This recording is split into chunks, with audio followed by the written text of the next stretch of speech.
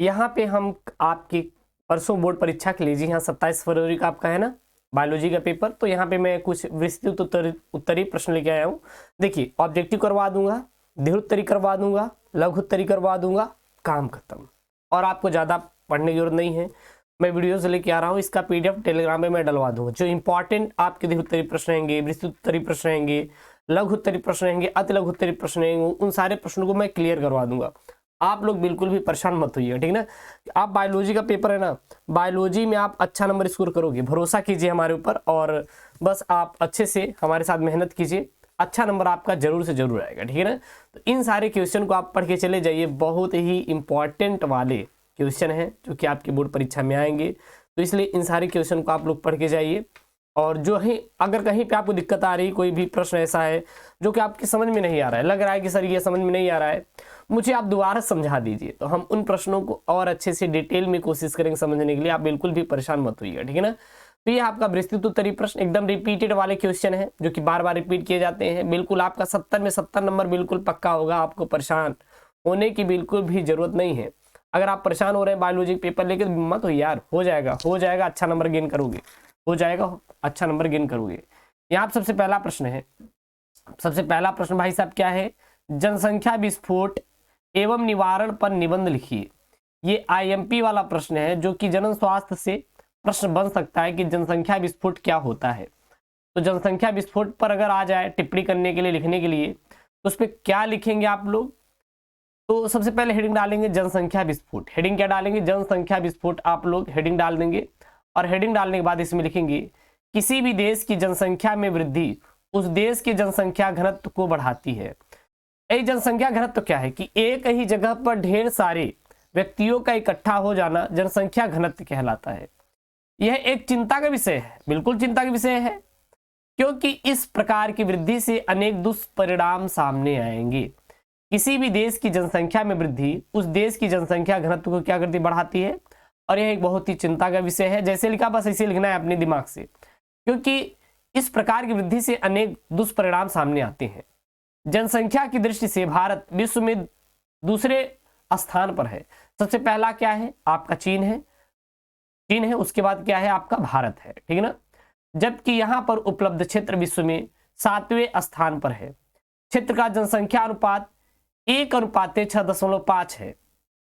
इस भूमि पर प्रति वर्ग किलोमीटर जनसंख्या 208 है। अगर हम लोग प्रति 1 वर्ग किलोमीटर जाए, प्रति वर्ग किलोमीटर मतलब 1 किलोमीटर का वर्ग ले ले, मतलब इतना पूरा का पूरा आप 1 किलोमीटर का आप एरिया ले लीजिए। वर्ग मतलब ये चारों तरफ, ये स्क्वायर हो गया। 1 किलोमीटर इधर 1 किलोमीटर इधर, ये दोनों लोग ये, ठीक है ना, सर्कल में, तो पूरा पूरा क्या हो जाएगा आपका, उसमें 208 व्यक्ति रहते हैं। जबकि विश्व का अनुपात कितना है, 1:3 है। सीमित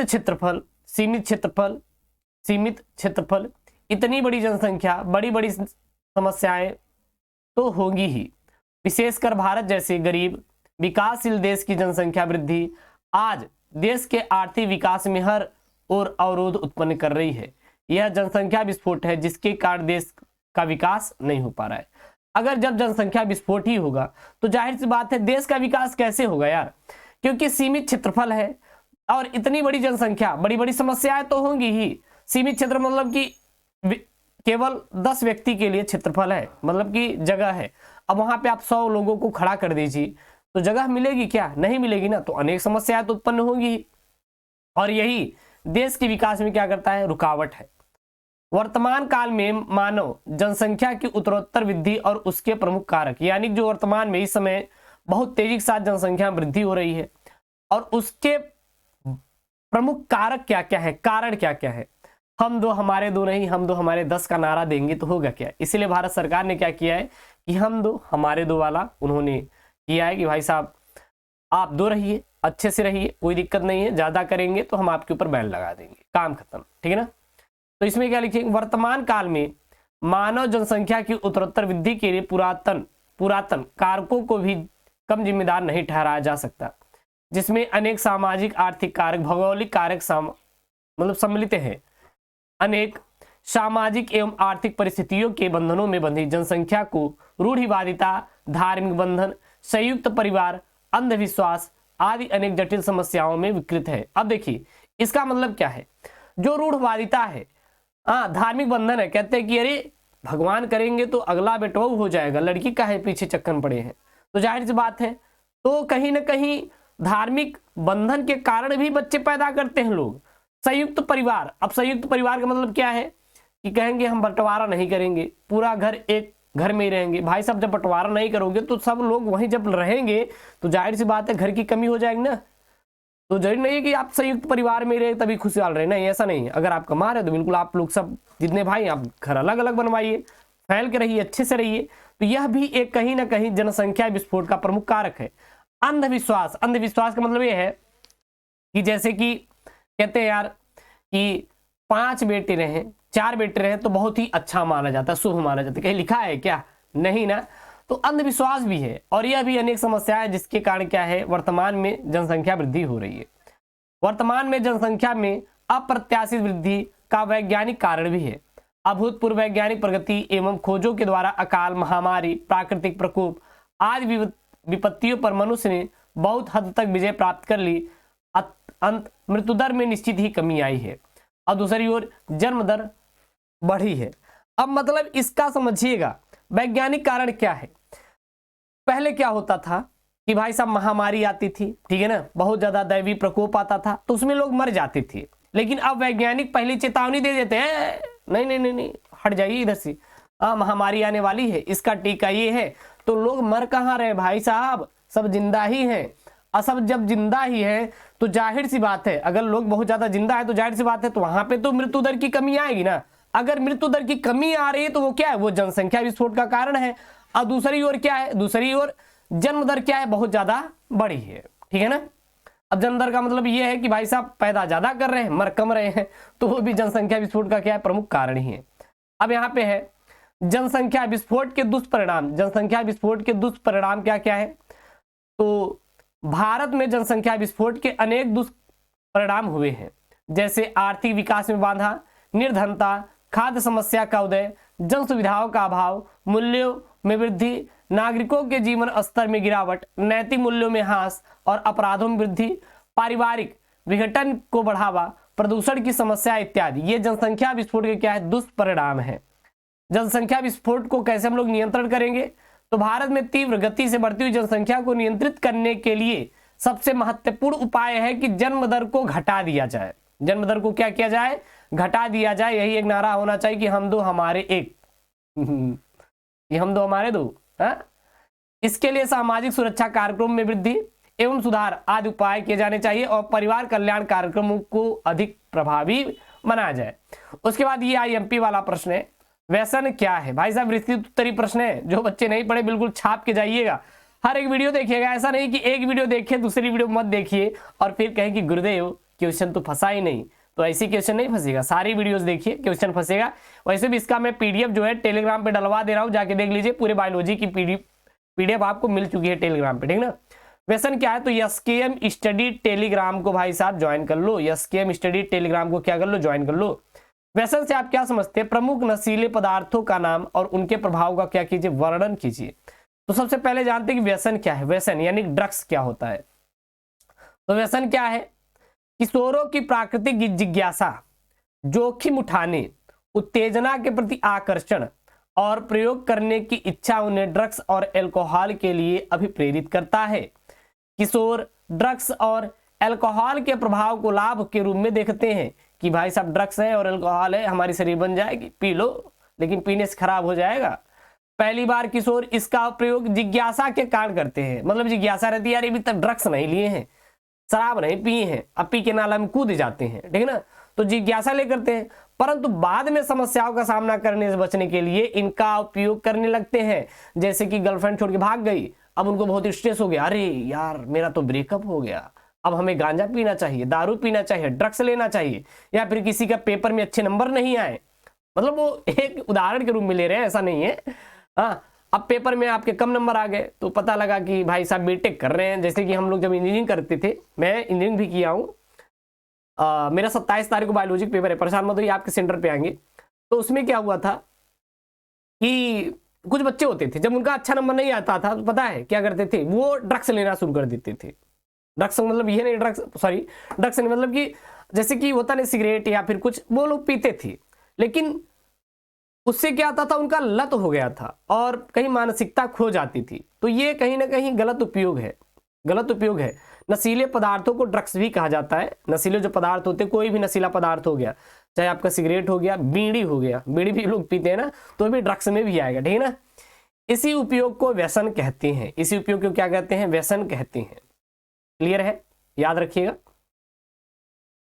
प्रमुख नशीले पदार्थ अथवा ड्रग्स, तो सामान्यतया जिन ड्रग्स का प्रयोग होता है वे निम्नलिखित है, जैसे कि ओपियोइड्स यह भी क्या है, एक ड्रग्स है। अब ड्रग्स में जैसे आपका सिगरेट भी आएगा, याद रखना, जो भी नशीले पदार्थ हैं यार वो ड्रग्स भी कह सकते हैं। ऐसा नहीं क्योंकि कोई ड्रग्स ले रहा है तो ड्रग्स का मतलब है नशीले पदार्थ का सेवन, बीड़ी पी रहा है सिगरेट पी रहा है, तो ये सब ड्रग्स हैं। इससे भाई सब दूर रहना चाहिए, ये आपके शरीर को खत्म कर देगा, जर्जर कर देगा। लेकिन अब कहेंगे कि गुरुदेव जब ये शरीर को हानिकारक करता है तब कहे मार्केट में बिक्री है, ये तो बहुत बड़ा एक मुद्दा हो जाएगा, इस पे नहीं डिस्कशन करना चाहिए कि भाई साहब जब ये खराब ही है तो क्यों आखिरकार इसकी बिक्री मार्केट में हो रही है तब क्या बोला जाए यार। ओपियोइड्स यह भी एक ड्रग्स है। तो ये ड्रग्स हमारे केंद्रित तंत्रिका तंत्र और पाचन तंत्र में उपस्थित विशिष्ट ओपियोइड्स ग्राहियों से बंध जाते हैं। स्मैक या हीरोइन के नाम से जाने जाने वाला पदार्थ है। रासायनिक रूप से डाईएसिटिल मार्फिन है, जो एक गंधहीन तीखा रवेदार यौगिक होता है। यह मार्फिन से प्राप्त किया जाता है। मार्फिन पुष्प के पौधे के लेटेक्स से प्राप्त होता है। हीरोइन एक अवसादक है जो शरीर के प्रकारों को क्या करता है, धीमा करता है, ठीक है ना। अगला यहाँ पे कैम्बिनाइड्स क्या होता है, ये ड्रग्स मस्तिष्क की कैम्बिनाइड्स ग्राहियों से क्रिया करते हैं और ये ड्रग्स भांग पौधे के पुष्पक्रम से क्या होते हैं, प्राप्त होते हैं। भांग के पौधे, पुष्पों की पत्तियां और रेजिन के विभिन्न संयोजन हशीश, गांजा और मैरिजुआना बनाने के काम आते हैं। ये हृदयवाहिका तंत्र को क्या करते हैं, बहुत ही प्रभावित करते हैं। फिर यहाँ पे है कोका एल्केलाइड या कोकेन, तो इसे कोका पादप से प्राप्त किया जाता है। कोकेन को किससे प्राप्त करते हैं, कोका पादप से प्राप्त करते हैं। यह मुख्य रूप से दक्षिण अमेरिका का पौधा होता है। कोका एल्केलाइड, इसे हम लोग कोका पादप से प्राप्त करते हैं। यह न्यूरोट्रांसमीटर डोपामिन के परिवहन में बाधा उत्पन्न करता है और कोकेन की अधिक मात्रा में विभ्रम हो जाता है। उसके बाद है यहाँ पे पर्यावरण से आप क्या समझते हैं, पर्यावरण से आप क्या समझते हैं और इसको साफ तथा स्वच्छ रखने के उपायों का क्या कीजिए, उल्लेख कीजिए। अब यहाँ पे पर्यावरण, भाई साहब पर्यावरण होता क्या आपको बताना है, पर्यावरण होता क्या है बताना है। यहाँ पे जो भी मैं सेंटेंस उपयोग करूंगा, जैसे मैं आपको ड्रग्स के बारे में समझा रहा हूँ या फिर आपको जनसंख्या विस्फोट कुछ भी समझा रहे हो, भाई साहब उसको एज यूजली समझने के लिए लीजिएगा। उसको ये नहीं गुरुदेव जो बता दिए वो सही ही है, उसको मैं आपको समझाने के लिए बता रहा हूँ, ठीक है ना। हाँ, कि पता लगा कि बता दें कि नहीं ये सब ऐसे नहीं, समझाने के लिए बता रहे हैं कि आपको अच्छे समझ में आ जाए, ठीक है ना। पर्यावरण क्या होता है, इन्वायरमेंट, तो प्रत्येक जीव के चारों ओर पाए जाने वाले सभी अथवा जो जीव के जीवन पर प्रत्यक्ष या परोक्ष रूप से प्रभाव डालते हैं पर्यावरण कहलाते हैं। क्या कहलाते हैं, पर्यावरण कहलाते हैं। तो पर्यावरण क्या होता है, प्रत्येक जीव के चारों ओर पाए जाने वाले सभी अथवा जो जीव के जीवन पर प्रत्यक्ष या परोक्ष प्रभाव डालते हैं पर्यावरण कहलाते हैं। पर्यावरण को स्वच्छ रखने के लिए बहुत सारे उपाय हैं। सबसे पहला, वातावरण को स्वच्छ रखने के लिए अधिक पौधे लगाना चाहिए, जिससे हमें ज़्यादा से ज़्यादा क्या उपाय, वृक्षारोपण का मतलब समझ रहे हैं, वृक्षारोपण करना चाहिए, जिससे हमारे वातावरण में O2 की कमी न हो और पर्यावरण क्या रहे, संतुलित बना रहे। दूसरा है, अपने पर्यावरण को साफ और स्वच्छ रखने के लिए हमें प्लास्टिक का उपयोग नहीं करना चाहिए, क्योंकि यह पर्यावरण और पशु और हमारे लिए बहुत क्या है, घातक है। फिर यहाँ पे पर्यावरण को स्वच्छ बनाए रखने के लिए हमें इधर उधर कचरा नहीं फेंकना चाहिए, बल्कि कचरा को हमें कूड़ेदान में फेंकना चाहिए। उसके बाद है, पर्यावरण को स्वच्छ रखने के लिए कभी कूड़े में आग नहीं लगानी चाहिए। कभी भी अगर पर्यावरण को स्वच्छ रखना है तो जो कूड़ा होता है उसमें आग नहीं लगानी चाहिए। इससे पर्यावरण में कई जहरीली गैसें फैलती हैं जो मानव और पर्यावरण दोनों के लिए क्या होती है, नुकसानदायक होती हैं। अगला यहाँ पे, पर्यावरण को स्वच्छ रखने के लिए हमें अपशिष्ट मात्रा की कमी करना चाहिए और अपशिष्ट पदार्थ को वहीं फेंकना चाहिए जहां वह उचित स्थान हो। उसके बाद क्या यहाँ पे, उसके बाद लिख सकते हैं आप लोग, जहरीली गैसों और धुआं पैदा करने वाले ईंधन का उपयोग नहीं करना चाहिए क्योंकि ये हमारे पर्यावरण को प्रदूषित और स्मॉग का कारण बनते हैं। हमारे पर्यावरण के अनुकूल कारों और बैटरी से चलने वाले कारों जैसे वाहनों का उपयोग करना चाहिए और हमें पर्यावरण को बचा के रखना चाहिए। ये सब पर्यावरण बचाने के उपाय है। हमें अपने पर्यावरण की रक्षा है तो पर्यावरण के संबंध सरकारों द्वारा बनाए गए कानूनों का पालन करना चाहिए। स्वच्छ भारत अभियान ऐसा ही एक मिशन का एक उदाहरण है, ठीक है ना। पर्यावरण को साफ और संरक्षित रखने के लिए रासायनिक उर्वरकों और कीटनाशकों का उपयोग कम करें। उसके बाद यहाँ पे एक क्वेश्चन है, जैव विविधता को परिभाषित कीजिए और उसके महत्व पर प्रकाश डालें। बहुत ही आईएमपी वाला क्वेश्चन है, जैव विविधता का बहुत ही आईएमपी वाला क्वेश्चन है, रट के जाइए। मैं वही क्वेश्चन लेके आऊंगा जो कि आपके बोर्ड में आए, परेशान मत होइए।